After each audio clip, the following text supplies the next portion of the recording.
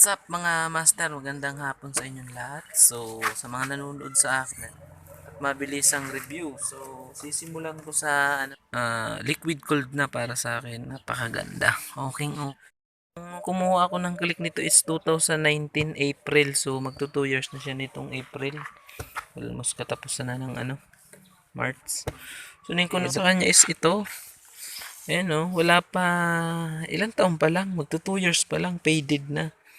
Ayan, may mga crack na. Siguro, kakabilad ko lang din. Tapos yung headlight naman, di naman siya sa akin problema. Sana, in-upgrade nila to kasi pag mag start ka pa lang, nakauna siya eh. So, pwede naman na sigurong yung dito lang, yung eye line niya dito. Ano bang tawag ng iba dyan? Yung eye, yung parang dito sa may signal light. Yun lang sana nakailaw. Sana patay ito. I-headlight na to para pag start mo hindi ganun ka hirap yung battery kasi naka-on to eh. Sabi ko nga na hindi ko medyo nagustuhan is 2 years naka dalawang battery ako. Unang-una yung pinaka brand new nito is 1 year pa lang nasira na siya hanggang battery indicator na siya sa panel.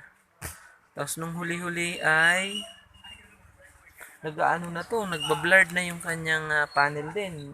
Puro na lang yung, wala na, black na.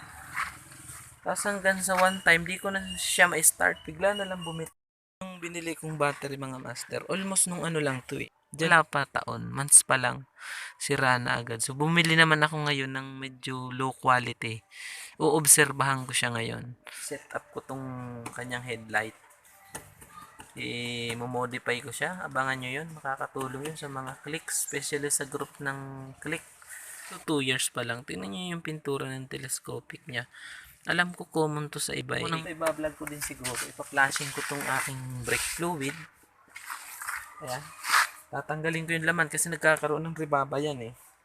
Kung hindi masira itong pump mo dito, ito naman na caliper mo sa baba, possible yan, maglilik yan, or nga, yung mga ribaba napunta doon.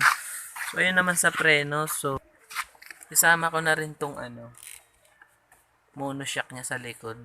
Okay naman din siya, wala namang problema. Kaso kung may nga pala mga master, Airblade, sa iba yata, Thailand, may 125 yan, pero sa Pilipinas yata, 150 lang, correct me na lang if I'm wrong.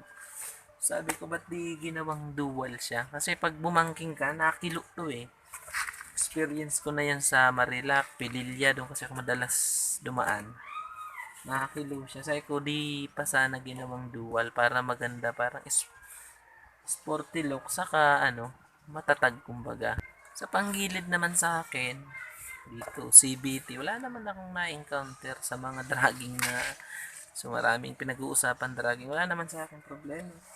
Tapos nga pala, Honda, ang hirap ng pyesa mo, kahit saka sa na to, magto 2 years di ko pa napapalitan. So, pangit yun. Nararamdaman ko na nasakal na siya sa hangin. Grid sana is sobrang baba. Makikita mo hamlang daanan mo. Ayun, puro na siya gasgas mga master. Puro na gasgas ilalim ko nito eh. Hindi ko naman to ginagamit. So, ayan. Puro na gasgas yan, Siguro sana. Parang liit naman kasi ng gulong na ilalagay nila. 90 by 90. Kaya siguro hindi ko naubos lahat na ma-review. So, konti lang. Gusto ko kasi basic na basic. Kahit